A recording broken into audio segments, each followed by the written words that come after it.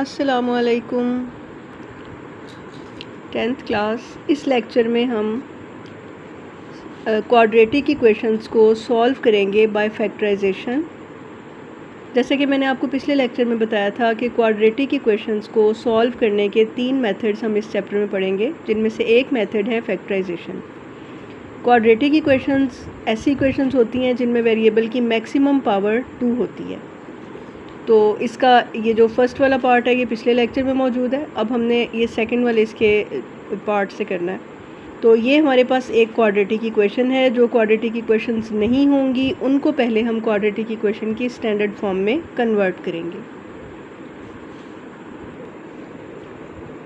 ये देखें, ये इक्वेशन है 3y² is equal to y into y minus 5। तो सबसे पहले तो ये y को हमने ब्रैकेट के अंदर वाली दोनों वैल्यूज़ से मल्टीप्लाई कर लेना है, y² माइनस 5y। अब हमने इन सारी टर्म्स को इक्वलिटी के एक साइड पे लिख देना है। 3y² माइनस y², इनको सॉल्व करें तो ये 2y² बन जाएगा और ये माइनस 5y इक्वलिटी के इस तरफ आके प्लस 5y हो जाएगा। अब यहाँ से हमारे पास ये देखें, इसमें कांस्टेंट टर्म नहीं है, सिर्फ हमारे पास क्वाड्रेटिक टर्म है और लीनियर फैक्टर वाली जो लीनियर टर्म है। इन दोनों में से हम कॉमन फैक्टर फाइंड कर लेंगे, वो y है। यहाँ पे इसकी जगह पे आ जाएगा 2y और यहाँ पे सिर्फ 5 रह जाएगा। y हमने कॉमन फैक्टर ले लिया। अब यहाँ से देखें, ये दोनों फैक्टर्स का प्रोडक्ट 0 के इक्वल है। तो या तो y इज़ इक्वल टू 0 होगा और या फिर ये 2y प्लस 5 0 के इक्वल होगा। तो y की हमारे पास दो वैल्यूज़ आ जाती हैं, y इज़ इक्वल टू 0 और y is equal to minus 5/2। और फिर आंसर को हम सोल्यूशन सेट में लिख लेंगे। अब ये देखें, इसमें नेक्स्ट क्वेश्चन में 4 minus 32x is equal to 17x²। तो पहले हम इसको क्वाड्रेटिक इक्वेशन की स्टैंडर्ड फॉर्म में कन्वर्ट कर लेंगे। सबसे पहले हम लिख लेंगे माइनस 17x², ये इक्वलिटी के इस तरफ आके माइनस हो जाएगा। उसके बाद माइनस 32x और लास्ट में हम लिख लेंगे प्लस 4 कांस्टेंट टर्म। अब इन तीनों में से हम माइनस को कॉमन ले लेंगे और हमारे पास ये आ जाएगा 17x² प्लस 32x और ये प्लस जो था ये माइनस 4 हो जाएगा। ये वाला माइनस इक्वलिटी की इस तरफ आके 0 के साथ सॉल्व होके 0 हो जाएगा। अब जो हमारे पास ये इक्वेशन है हम इसको फैक्टराइज करेंगे। देखिए, अब फैक्टराइजेशन करने का क्या तरीका होगा कि हमने ये देखना होता है कि हमारे पास x² का जो कोफिशिएंट है और जो हमारे पास कांस्टेंट टर्म है उन दोनों को मल्टीप्लाई करके हम देखेंगे कि वो क्या आता है। 17 को 4 के साथ मल्टीप्लाई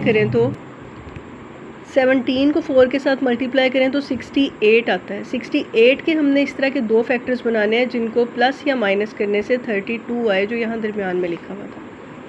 तो 68 के दो फैक्टर्स उसके फैक्टर्स हम किस तरह से फाइंड करेंगे। देखें, ये तरीका होता है फैक्टर्स फाइंड करने का। तो देखिए, हमने 68 के फैक्टर्स बनाने। 68 को इस तरह से आप फैक्टराइज करके देख लें। हमें क्या चाहिए, इनको प्लस या माइनस करके 32 आना चाहिए उन फैक्टर्स को। तो ये 2 के साथ डिवाइड होता है। 2 3 ज़ार 6 एंड 2 4 ज़ार 8। 34 और 2 यही दोनों फैक्टर्स हमें मिल गए हैं पहले वाले स्टेप में ही, कि अगर हम 34 में से 2 को माइनस कर दें तो 32 आ जाता है। तो यहाँ पे हम यही इसके फैक्टर्स लिख लेंगे, 34x माइनस 2x। फिर ये वाले दो टर्म्स में से अब कॉमन फाइंड कर लें। इन दोनों टर्म्स में से कॉमन आ जाता है 17x, अंदर रह जाएगा यहाँ पे x और यहाँ पे 2। यहाँ 34 की जगह पे 2 आ जाएगा। इसी तरह से ये वाली दोनों टर्म्स में से हम -2 को कॉमन ले लेंगे और ये हमारे पास आ जाएगा इधर x और ये प्लस 2। 2 ज़ार 4 होता है। अब ये जो इसका एक कॉमन फैक्टर है x प्लस 2, ये दोनों में से कॉमन लिखा जाएगा यहाँ पे, और जो ब्रैकेट के बाहर वाली वैल्यूज़ हैं वो एक ही ब्रैकेट में आ जाएंगी। फिर इसी तरह हमारे पास ये दो फैक्टर्स बन गए जिनका प्रोडक्ट 0 के इक्वल है। तो इसका मतलब है या तो ये 17x माइनस 2 0 के इक्वल है या फिर x plus 2 is equal to 0 है। तो यहाँ से x की वैल्यू आ जाती है 2/17 और यहाँ से x की वैल्यू आ जाती है -2। तो ये जो दोनों x की वैल्यूज़ आई हैं इनको हम सोल्यूशन सेट में लिख लेंगे। नेक्स्ट क्वेश्चन में देखें, x² minus 11x is equal to 152। Arrange कर लेंगे इसको। सबसे पहले तो हम यहाँ पे ये आ जाएगा x² और फिर ये उसके बाद आ जाएगा 11x माइनस 11x और फिर उसके बाद आ जाएगा 152। इधर आके माइनस हो जाएगा। अब यहाँ पे हमने 152 के, ये देखें यहाँ x² के साथ तो 1 नहीं लिखा हुआ है, तो 1 को 152 के साथ मल्टीप्लाई करेंगे तो वो -152 ही रहेगा। अब हमने 152 के इस तरह के दो फैक्टर्स बनाने हैं जिनको मल्टीप्लाई करके तो ज़ाहिर है -152 ही आएगा, लेकिन प्लस या माइनस करने से -11 आना चाहिए। अच्छा ये देखें ज़रा हम लोग फिर 152 के आपने ये मैं आपको फैक्टराइजेशन का यहाँ पे तरीका बता रही हूँ कि अगर आपको फैक्टर्स ना पता चलें कौन से फैक्टर्स बनेंगे तो वो फिर इस तरीके से फाइंड करते हैं। अब ये 2 पे पहले तो डिवाइड होगा, ये 2 7 are 14 और 2 6 are 12। अब ये देखें ये भी दो फैक्टर्स हैं इसके 2 और 76, लेकिन इनको प्लस या माइनस करने से 11 नहीं आता, हमें वहाँ पे -11 चाहिए। फिर ये 2 3 are 6 एंड 2 8 are 16। तो ये अब ये इसके फैक्टर्स क्या बनेंगे, ये 2 2 are 4 और 38, इनको भी प्लस या माइनस करके 11 नहीं आता। फिर नेक्स्ट हम ये कर लेंगे 2 1 are 2 एंड 2 9 are 18। अब ये देखें इसके फैक्टर्स ये 2 2 are 4 और 4 2 are 8, 8 मल्टीप्लाइड बाय 19, और इनको अगर हम माइनस करें तो 11 भी आ जाएगा जो हमें वहाँ पे रिक्वायर्ड है। तो ये देखें इस तरह से हम -11 की जगह पे लिख लेंगे -19x और +8। यहाँ लिखते हुए आपने ये ध्यान रखना है कि साइंस आपने कौन से लगाने हैं। यहाँ पे हमें माइनस का साइन रिक्वायर्ड था तो हमने बड़ी रकम के साथ माइनस का साइन लगा लिया।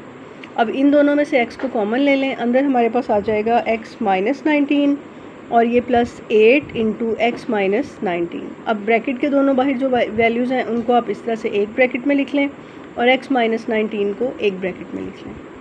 अब ये भी दोनों फैक्टर्स में से या तो x + 8 = 0 है और x - 19 = 0, देन x = 8 इधर आके -8 और ये x = 19, और इनको हम सोल्यूशन सेट में लिख लेंगे। -8 और 19 ये दोनों इसके सोल्यूशन सेट में आ जाएंगे। नेक्स्ट क्वेश्चन नंबर 5 देखते हैं। अच्छा अब ये देखें ये है क्वेश्चन नंबर 5। अब ये सबसे पहले तो हम ये देखेंगे ये स्टैंडर्ड फॉर्म में नहीं लिखा हुआ, और क्वेश्चन नंबर 1 में हमने जो क्वेश्चन सॉल्व किए हैं उनमें हमने स्टैंडर्ड फॉर्म की ही क्वेश्चंस बनानी थी बस। तो हम पहले इसको स्टैंडर्ड फॉर्म में कन्वर्ट कर लेंगे। उसके लिए हम क्या करेंगे, दोनों फ्रैक्शंस का एलसीएम ले लेंगे। x और x + 1 ये इसका एलसीएम आ जाएगा। फिर यहाँ पे x लिखा हुआ है, यहाँ भी x लिखा हुआ है, ये दोनों कैंसिल हो जाएंगे। x + 1 के साथ मल्टीप्लाई होगा, और क्योंकि ये दोनों बिल्कुल सेम वैल्यूज़ हैं तो इसका हम लिख लेंगे होल स्क्वायर। यहाँ पे x + 1 और x + 1 कैंसिल हो जाएंगे, x मल्टीप्लाई होगा इस x के साथ, सेम बेसिस मल्टीप्लाई होंगी, इनकी पावर्स प्लस हो जाएंगी, तो ये बन जाएगा x²। ये होल स्क्वायर का फार्मूला खोल लें, फर्स्ट टर्म का स्क्वायर प्लस 2 के साथ दोनों टर्म्स का प्रोडक्ट और उसके बाद +1, फिर ये आ जाएगा +x²।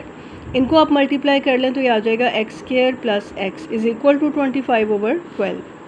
इनको अब हम क्या करेंगे, क्रॉस मल्टीप्लाई कर लेंगे। यहाँ पे देखें x² और x² को ऐड कर लें तो ये 2x² बन जाता है। बाकी वैल्यूज़ वैसे ही हैं, क्रॉस मल्टीप्लाई करें, 12 को इधर लाके इस न्यूमरेटर से मल्टीप्लाई कर लेंगे और ये इधर इस न्यूमरेटर से मल्टीप्लाई हो जाएगा। 12 2 are 24, फिर 12 2 are 24 और 12 1 are 12, इसी तरह इसको भी मल्टीप्लाई कर लें। अब लाइक टर्म्स को साथ साथ लिख लें, जो एक जैसे पावर्स वाले वेरिएबल्स हैं उन टर्म्स को हमने साथ साथ लिख लेना। तो देखें x² वाली वैल्यूज़, फिर x वाली और फिर कांस्टेंट। तो उसके बाद इन्हें सॉल्व कर लें तो इस तरीके से हमारे पास ये क्वाड्रेटिक इक्वेशन की स्टैंडर्ड फॉर्म बन जाती है। यहाँ से हमने माइनस को कॉमन लिया तो इन तमाम टर्म्स के साइंस चेंज हो गए। अब हमारे पास फैक्टर्स बनाने के लिए है -12। अब -12 के हम दो ऐसे फैक्टर्स बनाएंगे जिनको प्लस या माइनस करके 1 आए।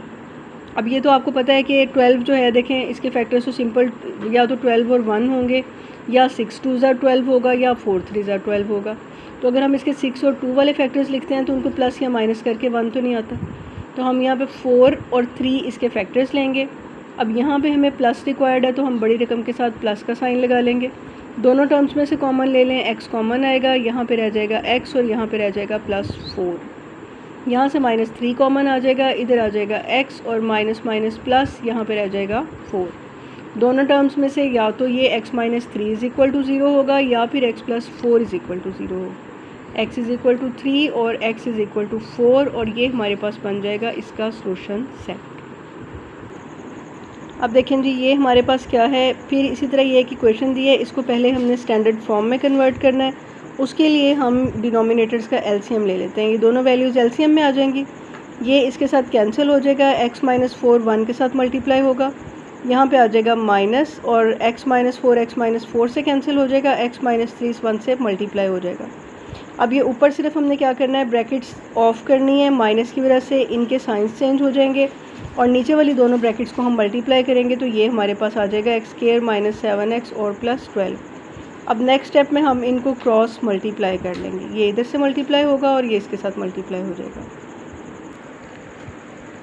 ये देखें जी, बाय क्रॉस मल्टीप्लिकेशन क्या होगा, ये 2 के साथ मल्टीप्लाई होगा और ये -1 के साथ मल्टीप्लाई हो जाएगा। उसके बाद ये आगे आप सारी कैलकुलेशंस देख सकते हैं। ये 2x square minus 14x plus 24, फिर इसी तरह लाइक टर्म्स को एक साथ लिख लें तो हमारे पास क्वाड्रेटिक इक्वेशन की ये स्टैंडर्ड फॉर्म बन जाएगी। अब इसके हमने फैक्टर्स बनाने हैं। 15 को 2 से मल्टीप्लाई करें तो 30 आता है। 30 के ऐसे दो फैक्टर्स बनाएंगे जिनको प्लस या माइनस करने से 13 आए, तो वो 10 और 3 बन सकते हैं। हमें -13 चाहिए तो हम 10 के साथ भी माइनस का साइन लगा देंगे और 3 के साथ भी माइनस का साइन लगा देंगे और फिर ये आ जाएगा प्लस 15 इज़ इक्वल टू 0। इन दोनों में से आप 2x को कॉमन ले लें, अंदर आ जाएगा x माइनस 5। इन दोनों में से आप जो है वो -3 को कॉमन ले लें तो अंदर आ जाएगा यहाँ पे x, यहाँ पे -5 इज़ इक्वल टू 0।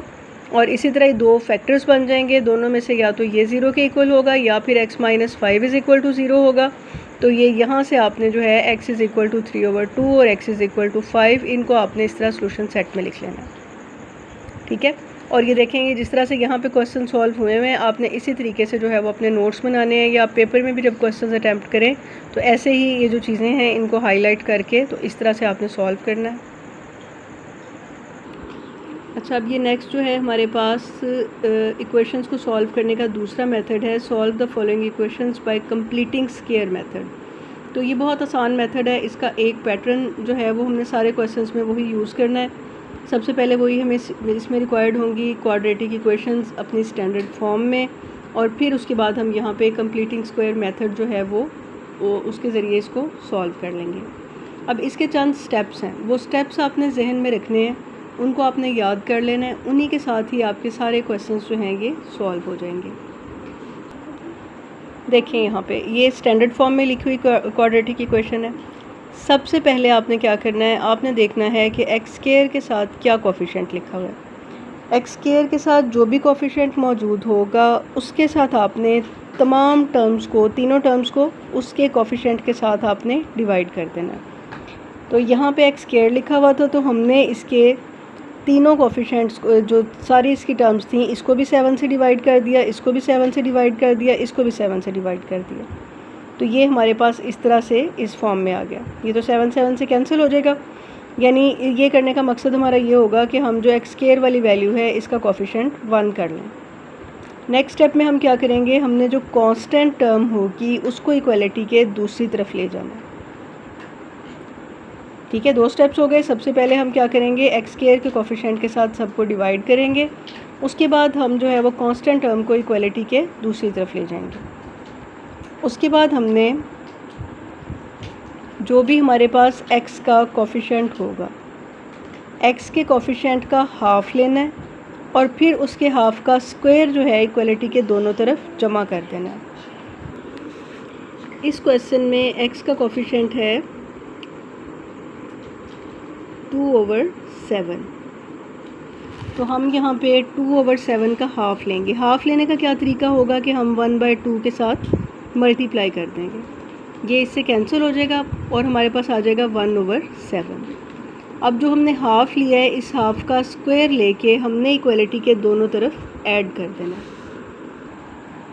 ये देखें जी, इस तरीके से हम इसके स्क्वायर को इक्वलिटी के दोनों तरफ ऐड कर देंगे और अब हमारे पास इस साइड पे ये जो दोनों स्क्वायर वाली वैल्यूज़ हैं ये इनको हमने, अब ये देखें हमारे पास ये पूरा a square plus b square और ये 2ab वाली फॉर्म में लिखा हुआ है।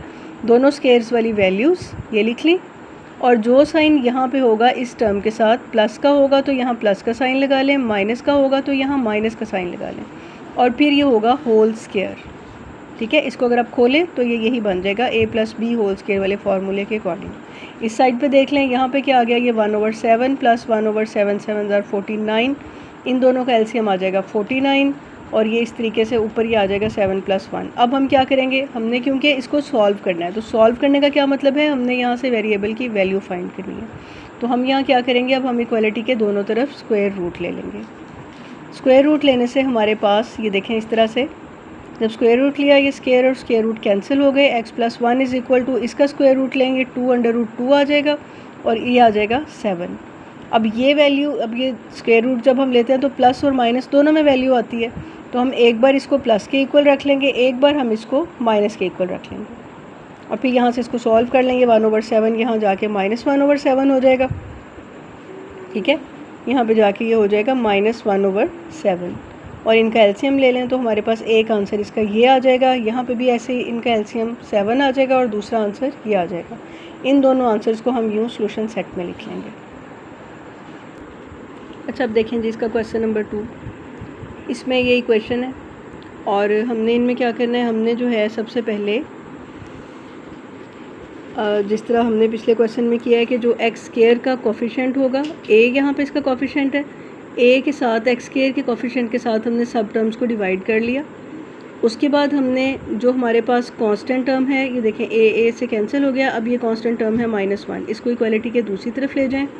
उसके बाद हमने एक्स के कोफिशिएंट का, ये एक्स का कोफिशिएंट है, इसका हाफ़ लेना है।